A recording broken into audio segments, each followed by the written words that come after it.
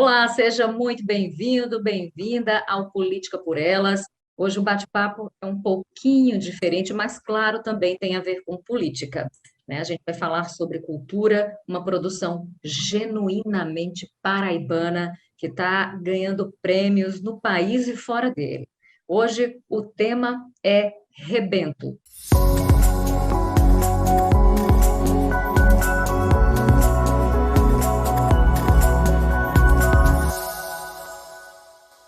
Olá, estamos aqui no canal, né, do blog Política por Elas. É um prazer estar de novo com você. E hoje eu tenho dois convidados super especiais. O André Moraes, que é ator, que é diretor, que é roteirista, produtor de cinema, tem um currículo massa. E também com ela, a Ingrid Trigueiro, que está fazendo um sucesso danado, premiada como melhor atriz no longa-metragem Rebento. É uma obra genuinamente paraibana que está em cartaz aqui no cinema, Cine Banguê, no Espaço Cultural, e a gente vai falar um pouquinho dessa obra. André, bem-vindo. Ingrid, bem-vinda. Oi, Rejane, obrigada pelo convite. Boa tarde, Rejane. É um prazer enorme falar com você. Eu estava comentando aqui nos bastidores que a primeira entrevista que eu dei como realizador foi para você. Então, é uma alegria e uma honra estar de volta ao seu encontro. Ai, que coisa boa. Fico muito feliz, André. Conta para a gente primeiro, né, essa ideia principal e como é que foi essa produção. Rebento, ele conta a história de um dia na vida de uma mulher, Rejane. A gente acompanha a trajetória dessa mulher a partir desse arco de um dia. Na madrugada, ela comete um crime, que eu não posso dizer qual é, se o espectador precisa assistir, e a gente acompanha o resto do dia dela depois de cometer esse crime. A gente não sabe exatamente quem ela é, nem o porquê que ela cometeu esse crime. O mistério sobre essa personagem, na verdade, é o grande mote da nossa história, porque durante o filme a gente vai dando pistas sobre essa mulher que podem ser reais ou não. E aí, muitos dos repórteres, quando vêm falar com a gente, perguntam como é que ela se chama, por que que ela fez determinada atitude. Eu disse, ela não tem nome, ela tem vários nomes. Ela se chama Maria, se chama Rosa, se chama Ana, ou pode ser um desses nomes ou pode ser nenhum.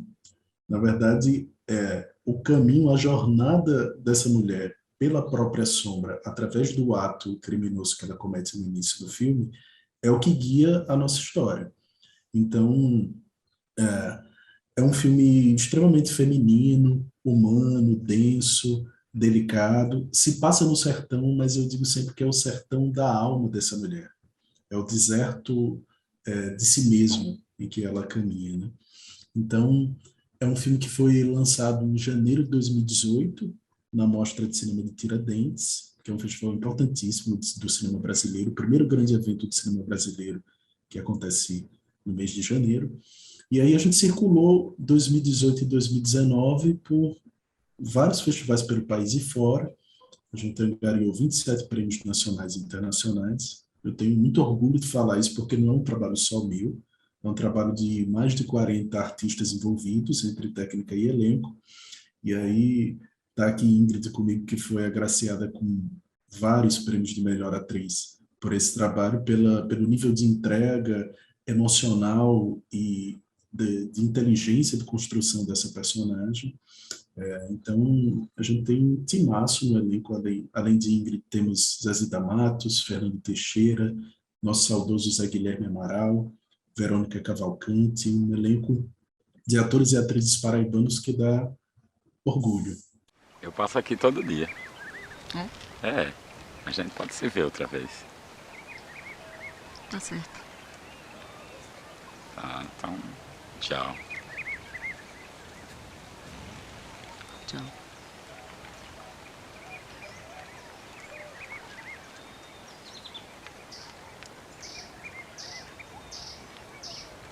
Coloca o dedo. Por quê? Põe.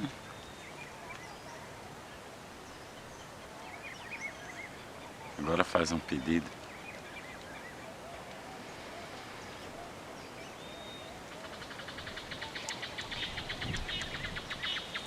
Ah, tu que ganhou. Tu pediu o quê? Por quê? Por quê? vai se realizar. Acredita nisso, é? Acredito. Besta. Besta é quem não acredita. E aí esse projeto a gente ficou durante 10 anos, entre escritas, primeiras escritas, até o lançamento do filme. Cinema é um processo longo. Eu era o meu primeiro longa, tinha todo um processo de conseguir financiamento, né?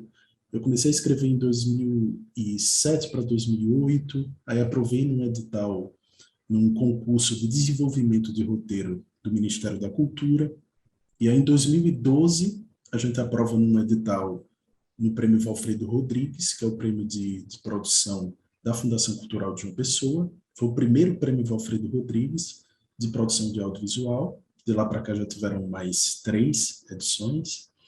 E aí, de 2012 a 2015, a gente ainda fica numa luta para fazer a Fundação Cultural entender, através de uma outra gestão que entrou, que precisava o edital acontecer.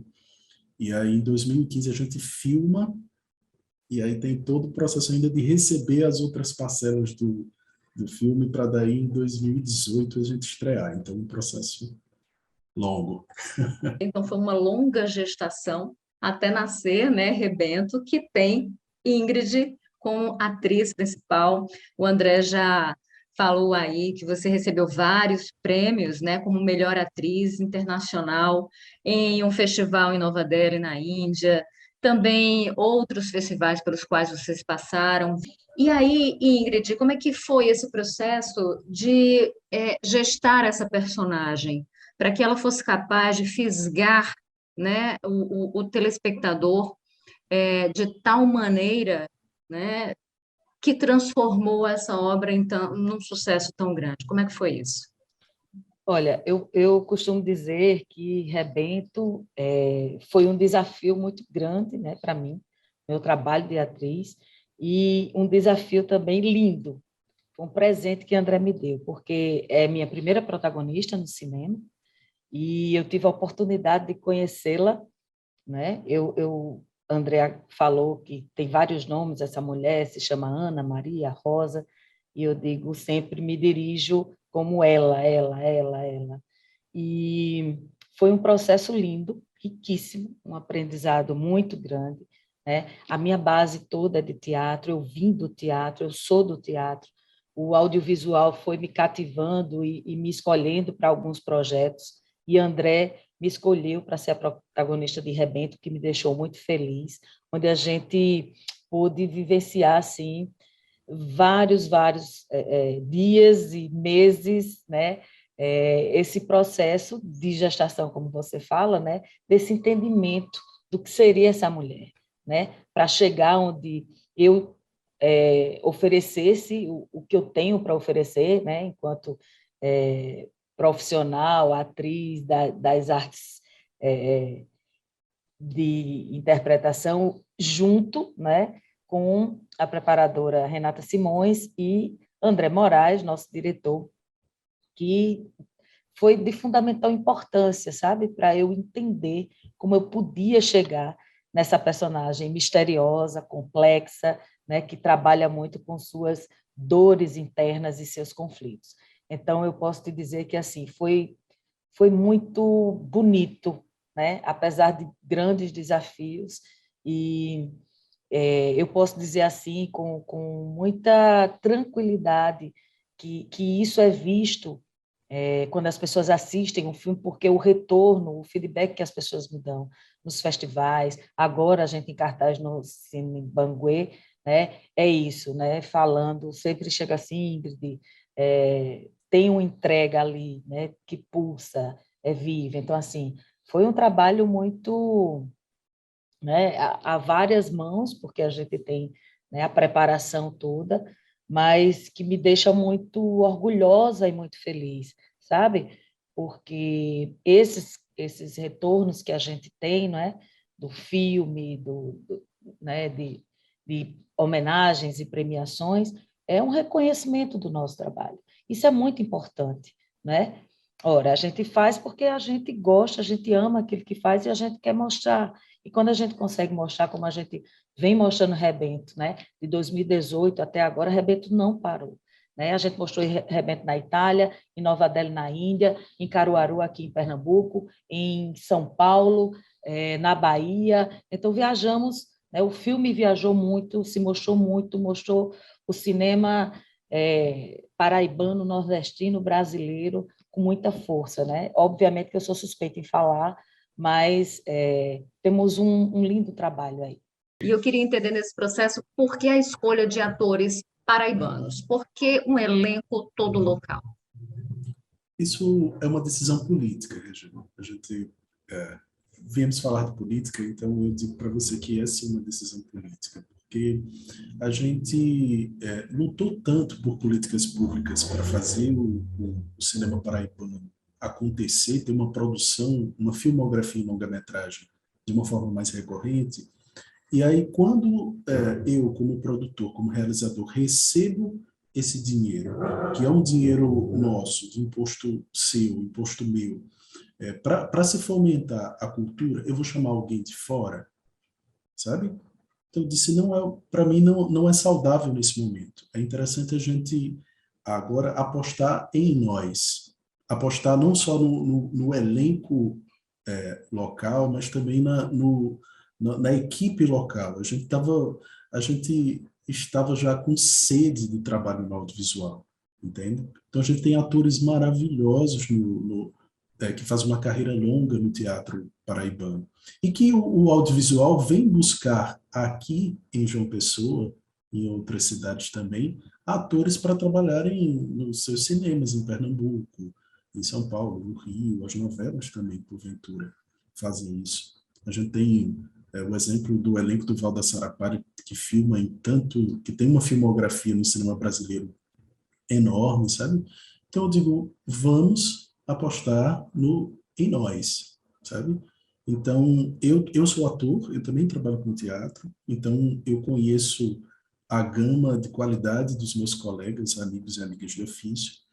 Então, por exemplo, a escolha de Ingrid. A escolha de Ingrid é uma escolha, para mim, também política nesse ponto. Eu preciso de uma atriz que tenha um estofo, mas também que tenha uma história no teatro, mas que o cinema, com uma visibilidade maior que naturalmente se proporciona, a gente vai jogar uma luz no trabalho de uma pessoa que já vem há anos construindo uma história tão bonita. Então, a gente fez esse movimento que foi uma decisão sim, política de jogar luz no trabalho de Ingrid. E claro, né, isso não é assim, fizemos essa gentileza, esse favor para ela, não é isso. Ela retribuiu, a gente precisava de uma grande atriz e ela retribuiu com todo a sua sensibilidade, inteligência e talento, e não é à toa que a gente tem todo esse reconhecimento do trabalho dela. Então, nesse ponto, é sim uma decisão política, não só no elenco, mas também em toda a equipe técnica que constrói esse trabalho. A nossa arte é uma arte coletiva, né? Então, quando a André fala da quantidade de pessoas, né? E olhando também para os nossos, né? Daqui de dentro, por que não fazer com todo mundo que tem total competência e talento para fazer esse filme, né? E o cinema já tem entrado na minha vida pontualmente, né? O meu primeiro filme, minha primeira participação em cinema foi Central do Brasil, um filme que tem uma história, né, que concorreu ao Oscar, Fernanda Montenegro concorreu ao Oscar, ganhou o Osso de Ouro. Então, assim, eu costumo dizer que os projetos que me chegam, mesmo para ter uma participação pontual, eles têm uma importância, né? Eu dou graças a Deus de poder me envolver em projetos ou que me escolha, ou que eu possa, né, chegar a um nível de seleção que seja contemplada para isso. E aí a arte, né, como você estava colocando aí, né, que dá essa força, né, o que seria, principalmente nesses últimos tempos, a arte, né, para quem ficou, como nós ficamos, 2 anos em casa, numa pandemia severa, porque estamos ainda em pandemia. É fato que alguns números diminuíram, mas a gente precisa seguir ainda os protocolos, eu ainda sigo, e se não fosse a arte, né, um livro que você quisesse ler, um filme, uma novela, uma história, todos os artistas que tiveram que parar primeiro e retornaram por último, né, numa trajetória aí tão difícil e complicada, né, com esse governo atual, onde persegue, né, a educação, a cultura, né, onde deixa a gente sem recursos, né? E isso é só atraso, isso é muito ruim. Mas a gente persiste e a gente faz a nossa arte da melhor forma que a gente pode. Que seria de nós se não fosse o bálsamo da arte que vocês nos proporcionam? Agora, André, ninguém faz um filme, pressuponho eu, e me corrija se eu estiver errada, pensando nos prêmios que ele pode receber. Você faz um filme porque acredita-se no potencial dele, né? E no potencial transformador que esse filme, de repente, que essa obra pode causar. Mas aí, eis que vieram 27 prêmios, né? Na prática, o que é que isso significa, André? Significa tem dinheiro, tem retorno financeiro para o elenco? Efetivamente, o que eu acho que os prêmios trazem de volta é a gente estar na mídia, é a gente falar para as pessoas que esse filme existe, é a gente ganhar a tela e a gente conseguir mais espaço para que o filme ganhe novas telas e que novas produções venham. Efetivamente, assim, não são todos os prêmios que dão retorno financeiro, na verdade são mínimos os prêmios que dão retorno financeiro. Mas é justamente se a gente acreditar, pensando a longo prazo, do que a gente está construindo, semeando agora, né, para que as próximas produções venham a ganhar espaços ainda maiores. O que é que acontece? A gente faz um filme, claro, pensando na toda a questão artística, em tocar o público, em mexer na sensibilidade, mexer no emocional, na inteligência das pessoas, que esse filme, de alguma forma, seja lembrado historicamente, né? Que ele tenha longevidade, esse filme, mas, efetivamente, nós artistas trabalhamos muito por paixão, né? E é uma coisa que eu tenho discutido muito com os meus colegas e as minhas colegas, né? Assim, a gente não pode trabalhar só por paixão. A gente tem que ter Claro, uma gestão empresarial em sim. cima do nosso trabalho, entender que a gente não pode ser uma empresa que trabalha no vermelho, né? Isso é óbvio, nítido, mas que a gente, como a gente é muito apaixonado pelo que faz, a gente trabalha várias vezes sim no vermelho, mas não é saudável. E a gente precisa subir esse degrau e entender que nós somos um produto artístico e que esse produto precisa se manter e ter o seu retorno financeiro para que a roda gire e as coisas todas aconteçam. Até porque faz parte da profissionalização também, não é? A gente não está falando de arte, de cinema amador, a gente está falando de cinema profissional, né? E a gente sabe que eixos sudeste, sul-sudeste, é tudo muito mais forte nesse sentido, inclusive por questões de recursos e tudo mais, né? Mas é preciso ampliar esse espectro, né, de entendimento, inclusive, para que os artistas se reconheçam nesse processo de profissionalização. Eu quero viver da minha arte, eu preciso viver da minha arte, eu preciso ser pago por isso efetivamente, né? Então, há de se ter a paixão, há de se ter o romantismo, inclusive, mas não se pode perder de vista o pragmatismo, porque, afinal de contas, a vida é assim, né? Exatamente. E o que eu estou te falando é do ponto de vista nosso, né, como artistas, mas a gente precisa entender que a cultura precisa ter um diálogo muito forte com o poder público. O poder público é fundamental para que a gente construa a identidade do nosso Estado, do nosso país, de uma forma mais efetiva através da cultura. A cultura é isso. Quando as pessoas vão para a Europa, ver os belos museus que existem por lá, elas acham incrível, mas boa parte delas voltam para o Brasil e pensa que os artistas estão mamando na Lei Rouanet. Eu digo, gente, esses museus maravilhosos que vocês acham incríveis na Europa, eles são mantidos pelo poder público. Então, não existe isso do poder público não estar alinhado à cultura. Isso é fundamental para que um país cresça. Um país de primeiro mundo, um país potente, ele tem o poder público totalmente alinhado com a cultura.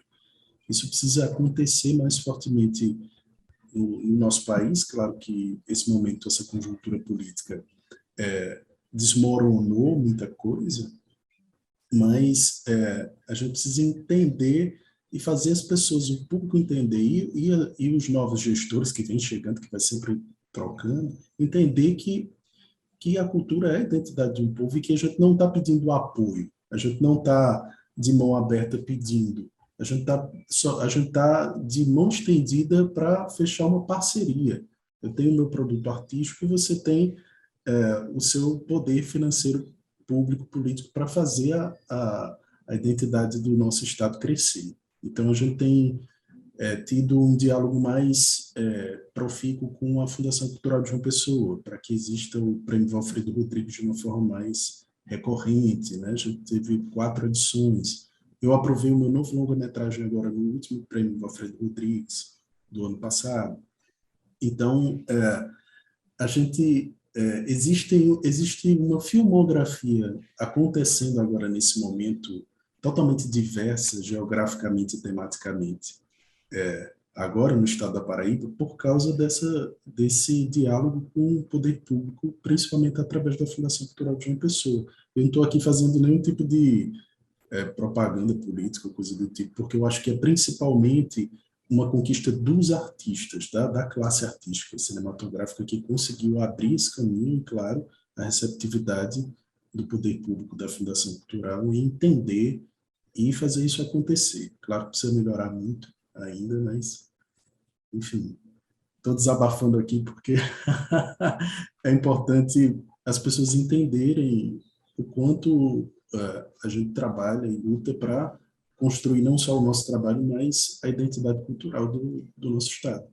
Você, professora Ingrid, também, qual é o papel da escola nesse sentido de empoderamento, de valorização dessa arte? Porque eu lembro que quando eu era adolescente, a minha escola estimulava a produção teatral, a minha escola tinha um teatro lá dentro, né? E a gente vê que isso vem se esfacelando. Hoje em dia é tudo Enem, Enem, Enem, nem esporte algumas escolas têm mais. E isso, do ponto de vista humano, traz uma perda imensa. Eu sou professora de artes, né? Então isso para mim você mesmo colocou uma palavra que eu acho que é bem pertinente dentro dessa discussão, que é essa complexidade, né?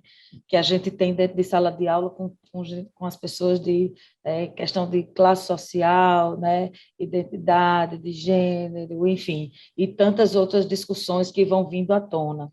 Mas eu procuro sempre trabalhar, né, com a interdisciplinaridade, com colegas de outras disciplinas, né? Mas, assim, a arte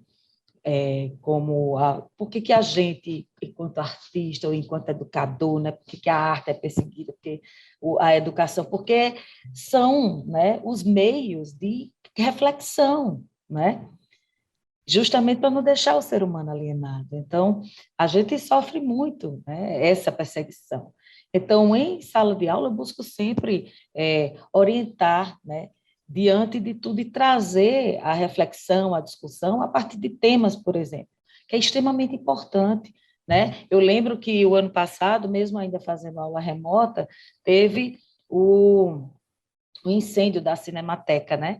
E aí eu fui conversar com meus alunos, se eles tinham visto, porque tem isso também. Hoje em dia ninguém mais assiste nem nada de televisão, assim, quase, né? Essa faixa etária está muito ligada no celular para ver outras coisas, e aí trazer uma discussão, e trazer a discussão, por exemplo, falando da importância de manter uma memória viva, né? Que estava sendo apagada literalmente pelo fogo, né? Então, assim, qual a importância disso, qual o papel, né, do gestor público nessa condição, nessa consciência de manter isso? Né? Então, assim, eu busco sempre trazer temas para a gente discutir, mas também levantando, entendendo, né, como é a perspectiva, qual é o olhar, né, desse aluno, desse adolescente, dessa adolescente, né, e qual é o olhar que ele tem sobre tal coisa.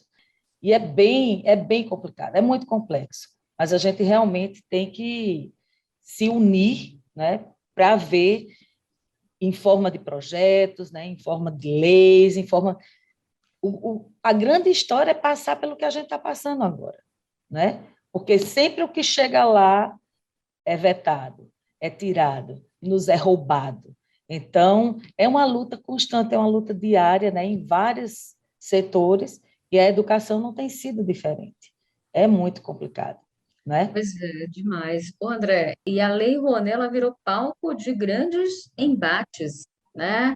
É como se incentivar a cultura fosse incentivar a vagabundagem, porque é isso que acabam colocando. Aí a gente tem um baque muito grande na qualidade da produção do pensamento, né? Na qualidade das discussões, na valorização do que é nosso, do que é local, aquele complexo de vira-lata, o que é do outro é ótimo, o nosso não presta, né? Então, quando chega uma produção como o Rebento, por exemplo, que valoriza uma história, mas valoriza as histórias dos atores locais e diz, venham, né? Aqui existe espaço para a gente, é formidável isso, né, André?